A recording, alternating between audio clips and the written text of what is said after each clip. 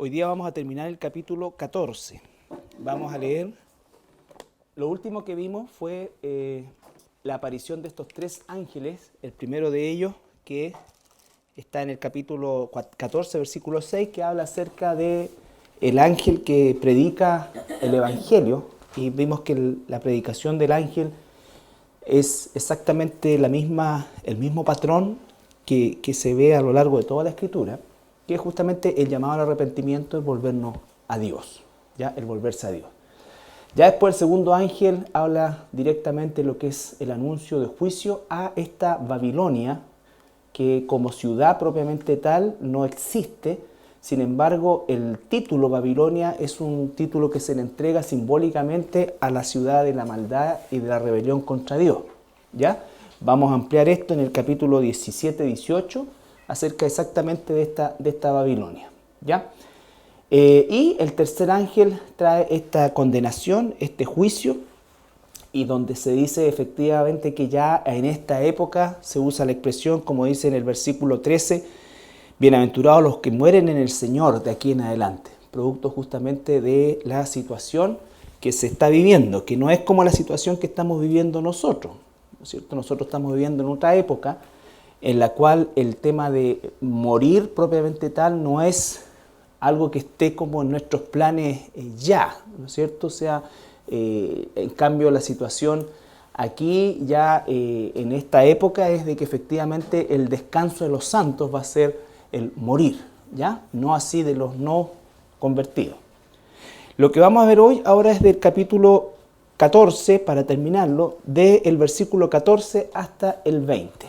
Miré, y he aquí una nube blanca, y sobre la nube uno sentado semejante al Hijo del Hombre, que tenía una cabeza una corona de oro, y en la mano una hoz aguda. Y del templo salió otro ángel clamando a gran voz al que estaba sentado sobre la nube: Mete tu hoz y ciega, porque la hora de cegar ha llegado, pues la mies de la tierra está madura. Y el que estaba sentado sobre la nube metió su hoz en la tierra, y la tierra fue cegada. Salió otro ángel del templo que está en el cielo, teniendo también una hoz aguda. Y salió del altar otro ángel que tenía poder sobre el fuego, y llamó a gran voz al que tenía la hoz aguda, diciendo: Mete tu hoz aguda, y vendimia los racimos de la tierra, porque sus uvas están maduras. Y el ángel arrojó su hoz en la tierra, y vendimió la viña de la tierra, y echó las uvas en el gran lagar de la ira de Dios. Y fue pisado el lagar fuera de la ciudad, y del lagar salió sangre hasta los frenos de los caballos por 1600 estadios. Bueno, aquí tenemos la concurrencia otra vez más de ángeles, ¿no es cierto? Pero vamos a comenzar por el versículo 14. Miré aquí una nube blanca, y sobre la nube uno sentado semejante al Hijo del Hombre, que tenía en la cabeza una corona de oro y en la mano una hoz aguda. Eminentemente, quien aparece ahí es nuestro Señor Jesucristo, ¿no es cierto?, que aparece rodeado de las características que habitualmente nosotros encontramos en estas apariciones de Jesús. Una nube blanca, sentado, su semejanza con el concepto de Hijo de Hombre, y que tiene una corona de oro. Sin embargo, aparece con un elemento nuevo. ¿Cuál es ese elemento nuevo? La hoz, ¿no es cierto? Todos conocemos cuál es la hoz, ¿ya? Entonces, la hoz es un elemento de siega, ¿ya? De recoger, ya definitivamente de cegar la plantación para poder sacar el grano. Ahora, esta es una siega que no es una siega para salvación, sino que es una siega para juicio, ¿ya? Recordamos que cuando iniciamos el capítulo 14, dijimos que este capítulo 14 tiene un resumen de lo que es el final del periodo de la Gran Tribulación, ¿ya? El periodo de la Gran Tribulación, que se va a desatar, ¿no es cierto?, al final de estos 3 años y medio. Este capítulo 14 lo que hace es resumirlo. Aquí lo que está hablando es del juicio final, o del juicio al final del periodo de la Gran Tribulación. Entonces, esta es una siega para juicio, es la siega final, ¿ya? Pero es una siega donde ya la tierra, los habitantes de la tierra están maduros para ser juzgados, no para ser salvados, ¿ya? Entonces Jesús aparece con esta hoz, Y dice el versículo 15, y del templo salió otro ángel que clamaba a gran voz al que estaba sentado sobre la nube.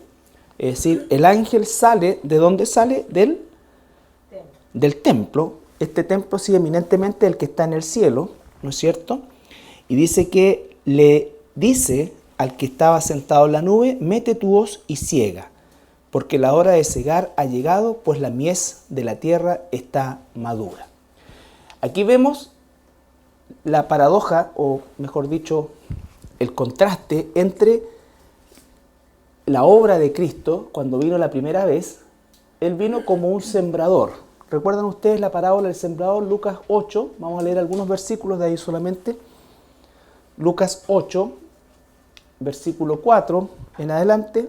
No vamos a leer toda la parábola, pero todos conocemos la parábola del sembrador.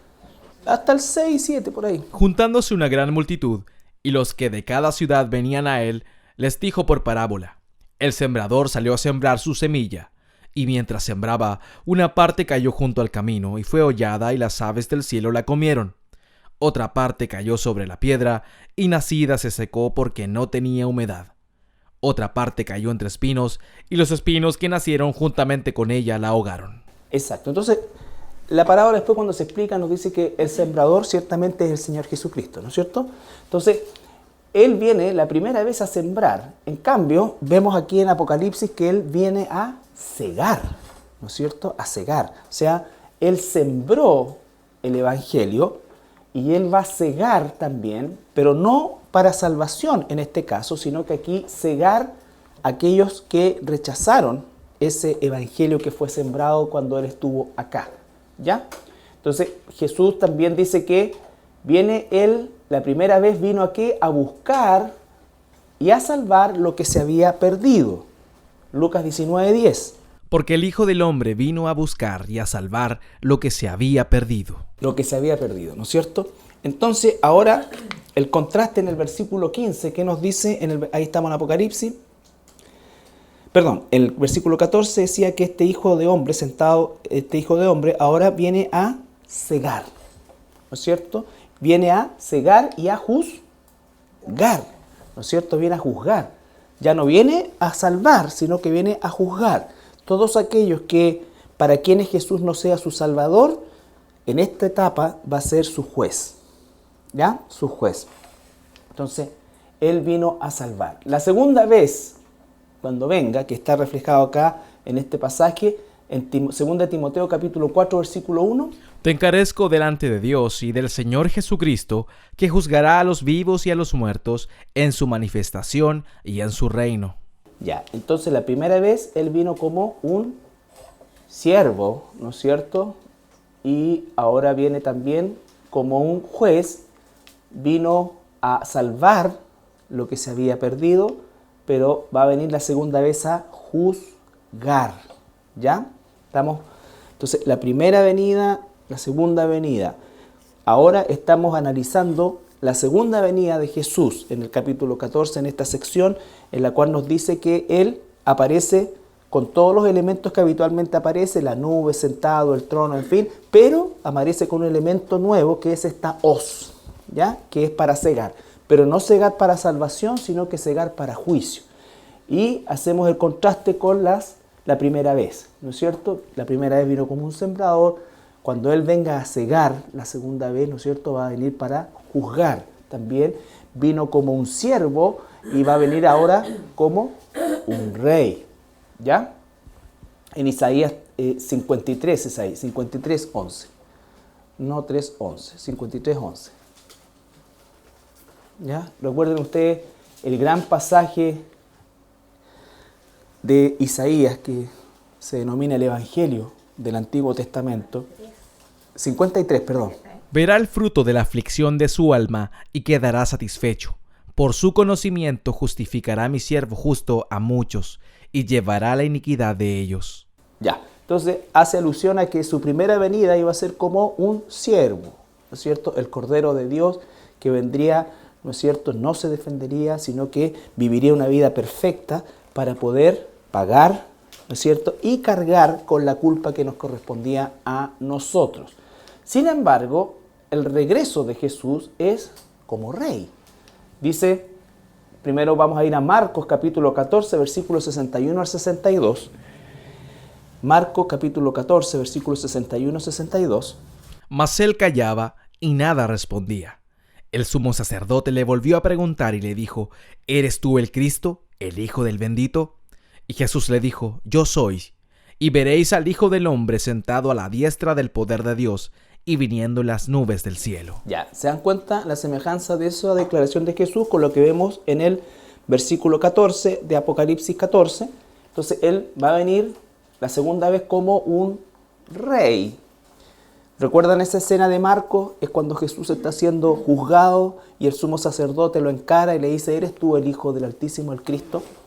Y él dice, sí, yo soy. La palabra ahí es Yahweh, yo soy. ¿No es cierto? Jehová, Yahvé, yo soy el único, fuera de mí, soy Dios.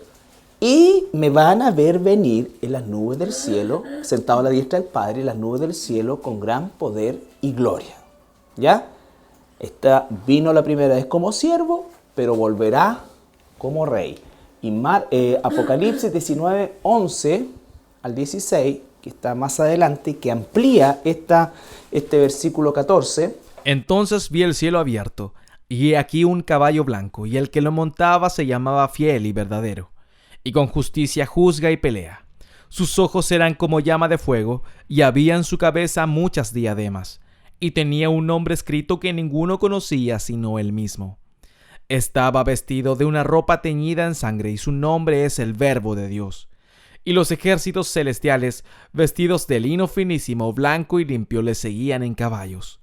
De su boca sale una espada aguda para herir con ella a las naciones, y él las regirá con vara de hierro, y él pisa el lagar del vino del furor y de la ira del Dios Todopoderoso. Y en su vestidura y en su muslo tiene escrito este nombre, Rey de Reyes y Señor de Señores. Ya, ahí nos adelantamos un poco y él es el que pisa el lagar, ¿no es cierto? El lagar. Entonces, esta siega final es una siega para juicio. Nos recuerda la primera vez que Jesús vino a la tierra como hombre, como siervo, que vino a sembrar, vino a salvar y a buscar lo que se había perdido, ¿no es cierto? Sin embargo, Él vendrá por segunda vez como rey, como señor, como soberano en las nubes del cielo con una hoz a cegar, ¿no es cierto?, a juzgar y definitivamente a condenar. Vamos a ver este juicio, esta siega, en los pasajes de Isaías 13, como está profetizado en Isaías 13, 11 al 13.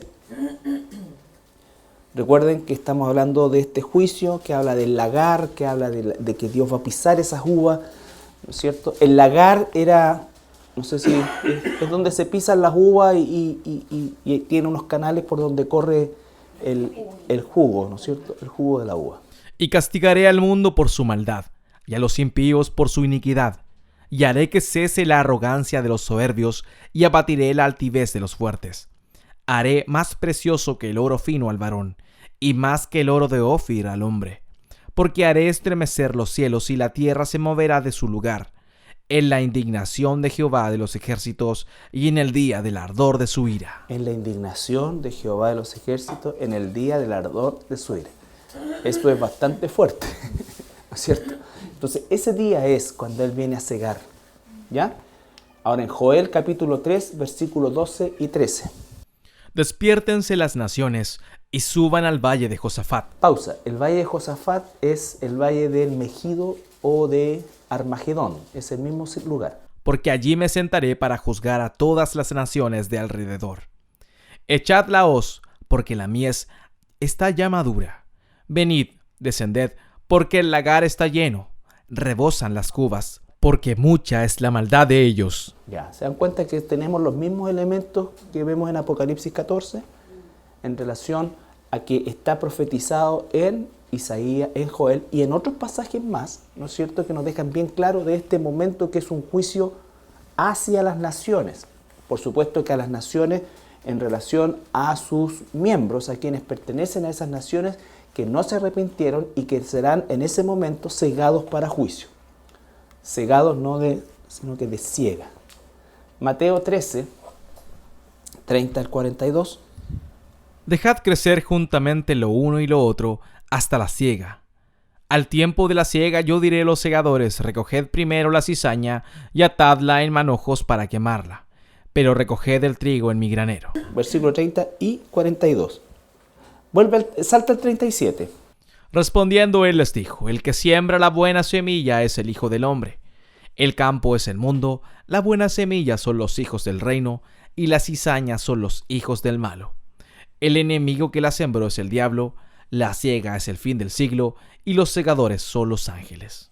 Ese es el pasaje que estamos analizando en Apocalipsis 14. De manera que como se arranca la cizaña y se quema en el fuego, así será en el fin de este siglo. Enviará el Hijo del Hombre a sus ángeles, y recogerán de su reino a todos los que sirven de tropiezo y a los que hacen iniquidad, y los echarán en el horno de fuego. Allí será el lloro y el crujir de dientes. ¿Ya? Bastante fuerte igual, entonces estamos hablando de la misma escena. Vista en Isaías, vista en Joel, vista en Mateo, todavía no sucede. Entonces, el lagar de la ira en Apocalipsis ahora 14, del 18 al 20. Y salió del altar otro ángel que tenía el poder sobre el fuego, y llamó a gran voz al que tenía la hoz aguda, diciendo, mete tu hoz aguda y vendimia los racimos de la tierra, porque sus uvas están maduras. Y el ángel arrojó su hoz en la tierra y vendimió la viña de la tierra, y echó las uvas en el gran lagar de la ira de Dios. Y fue pisado el lagar fuera de la ciudad, y del lagar salió sangre hasta los frenos de los caballos por 1600 estadios. Son más o menos 320 kilómetros, que significa que es el tamaño del largo de Israel. O sea, todo eso va a estar teñido en sangre. No se olviden que el Armagedón es una guerra increíble de más de 200 millones de soldados, más toda la sangre ya acumulada, más todo eso. Entonces, obviamente no sabemos si es algo literal, no sabemos si es algo... pero tenemos que ceñirnos a la literalidad de lo que nos está diciendo él.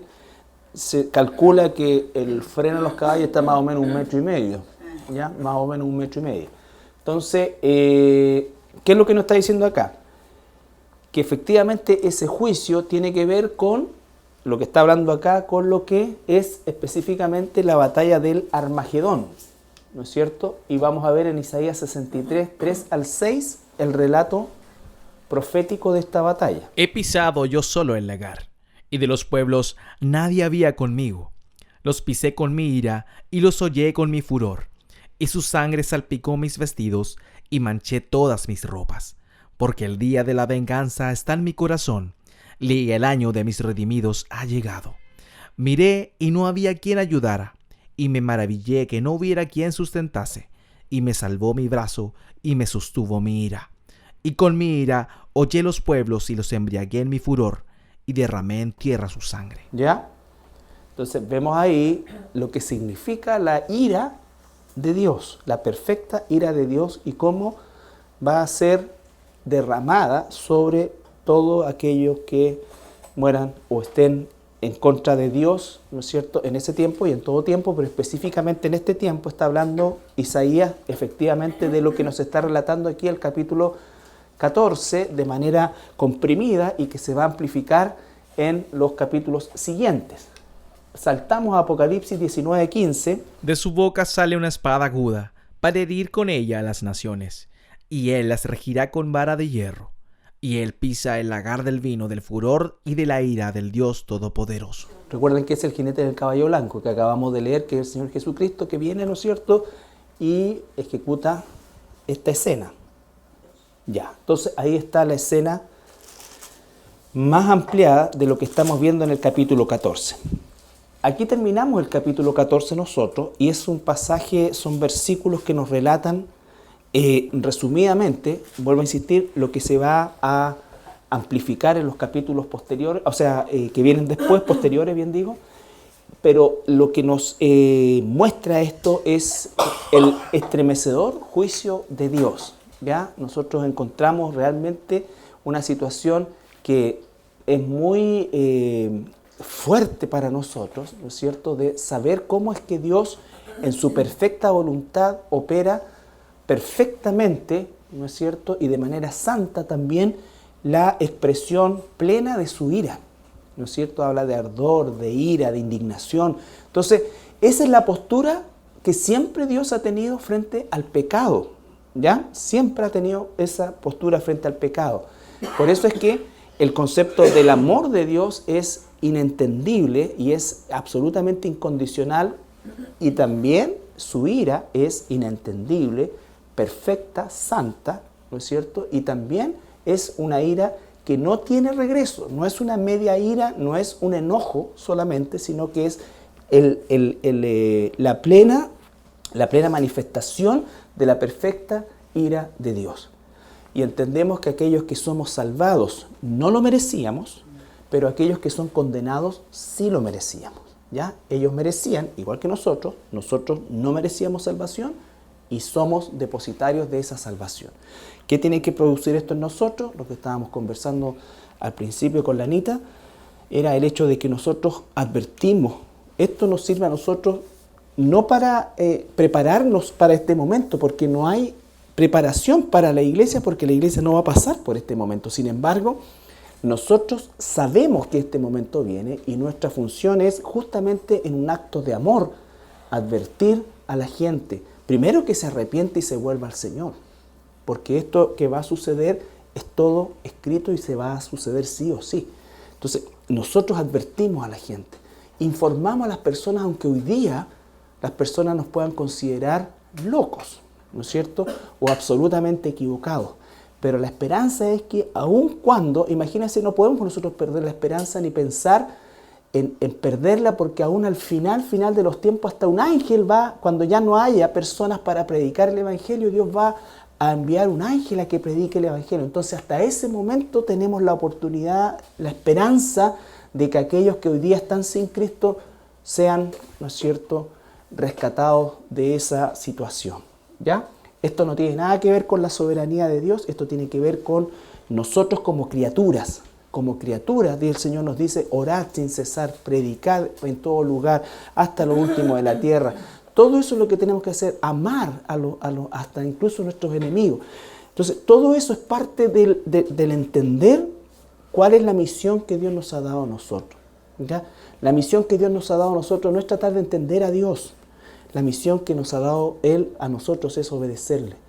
Y Él nos está diciendo, ora sin cesar, predica el Evangelio, llama al arrepentimiento. A los que somos cristianos, examínense permanentemente, arrepiéntanse como cristianos, laven sus pecados en la sangre del Cordero, vuelvan al camino, Y al que no es hijo de Dios, por supuesto que no se puede examinar. Al que no es hijo de Dios no se puede examinar porque está muerto, pero sí que tiene que convertirse, ¿ya? El Espíritu Santo le va a conceder arrepentimiento, en fin.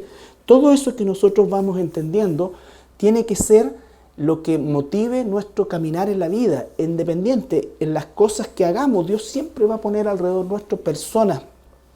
Siempre estamos rodeados de personas inconversas también, rodeados de hermanos. Como hermanos nos animamos unos a otros, nos sujetamos unos a otros, nos perdonamos, nos amamos, nos cuidamos, todo eso.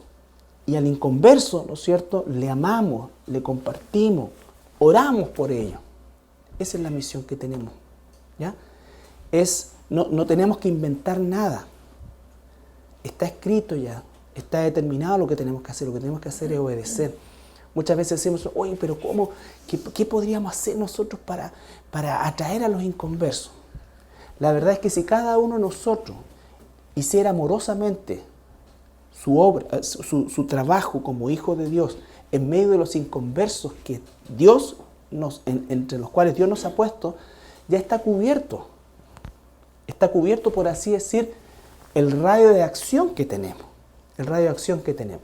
Eso no significa, yo no estoy en contra de una campaña evangelística, una cosa de este tipo, pero nosotros no podemos pensar en estrategias, porque finalmente las estrategias son herramientas humanas en las cuales nosotros ponemos muchas veces la confianza. Entonces decimos, ¿cuáles son las estrategias a seguir? No, la estrategia es una sola, es vivir en santidad y predicar el Evangelio, independiente de actividades que nosotros podamos hacer. Por ejemplo, nosotros tenemos un paseo a fin de año, por decir una cosa. Es una labor evangelística, la participación de todos nosotros, más la gente que viene. Eso es como algo masivo, pero en el día a día, La gente nos está mirando, nos está observando, está preguntándonos, ¿no es cierto? Está queriendo escuchar. 1, 2, 3, eso no lo podemos controlar nosotros. Pero lo que sí tenemos que ser es claro en el llamado al arrepentimiento a las personas. En el advertir es un acto de amor. Las personas pueden asustarse, pueden molestarse, pueden hacer serie de cosas, pero eso no nos corresponde a nosotros evaluarnos, ni menos, ¿no es cierto?, sujetar a eso la comunicación del Evangelio. No es fácil predicar a la gente, llamar al arrepentimiento a las personas, menos en esta época que nosotros vivimos, que es una época tan egocéntrica, tan ególatra, ¿ya? Tan preocupados de mis derechos. Y es cierto, tenemos derechos, pero muy poco se habla de los deberes. Muy poco se habla de los deberes en términos generales, los derechos del niño. ¿Y cuáles son los deberes del niño? ¿No es cierto? ¿Cuáles son? Entonces, todos derechos, pero ¿cuáles son mis deberes? ¿Cuáles son mis obligaciones? ¿Cuáles son mis responsabilidades? ¿Ya? Entonces, no es fácil, por eso es que es una obra sobrenatural del Espíritu. Nosotros no convencemos a nadie, es el Espíritu de Dios. Sin embargo, tenemos que estar, ¿qué dice la Escritura? Preparados para compartir el Evangelio a todo aquel que nos pida razón de nuestra fe. ¿Ya? ¿Quién es el que los convierte? El Espíritu Santo. Pero a mí se me ordena estar preparado para dar respuesta porque Dios me va a usar. Dios me va a usar. ¿Estamos? Entonces, la próxima semana vamos a ver el capítulo 15 y 16 juntos, porque están ya de la mano, están relacionados. Y de ahí seguramente vamos a tomar un tiempo un poco más largo en el 17 y en el 18, porque nos habla específicamente de la caída de Babilonia y de la condenación. Vamos a ver también lo que pasa en el cielo, porque aunque las bodas del Cordero aparecen en el capítulo 19, ¿no es cierto? Esto sucede durante un periodo de tiempo antes, ¿no es cierto?, que está sucediendo en el cielo. Aquí en la tierra están sucediendo todos estos eventos, pero en el cielo están sucediendo eventos también con la iglesia redimida, ¿no es cierto? Vienen las bodas del Cordero, la cena de las bodas del Cordero y la preparación para venir con nuestro Señor al Armagedón, ¿ya? Y después vamos a hablar de lo que es el estado eterno, el estado eterno. Por un lado vamos a hablar también del milenio, que es una etapa intermedia, y del estado eterno. En estos dos procesos, tanto el milenio como el estado eterno, nosotros ahí entramos a un terreno donde no tenemos un punto de comparación, ¿ya? Un punto de comparación. Por lo tanto, tenemos que tomar un cierto grado de literalidad en lo que está diciendo. No lo vamos a entender, ¿no es cierto? No tenemos un punto de comparación. Por ejemplo, en el estado eterno dice que nunca más va a haber noche, ya no va a haber sol, no va a haber mar. Una serie de cosas que dice que están ahí y que no tenemos, vuelvo a insistir, punto de comparación. Entonces, no hay mucho que podamos investigar en eso, sino que lo que hay que hacer es saberlo, ¿ya? Es saberlo. Pero aquí radica la parte más importante junto con los primeros 3 capítulos de Apocalipsis, que es el mensaje a la iglesia, que todavía está vigente para nosotros, pero todo lo posterior es para que nosotros aquilatemos siempre de qué nos salvó el Señor y lo que nos impulsa en gratitud y en amor a compartir la verdad del Señor. ¿Ya?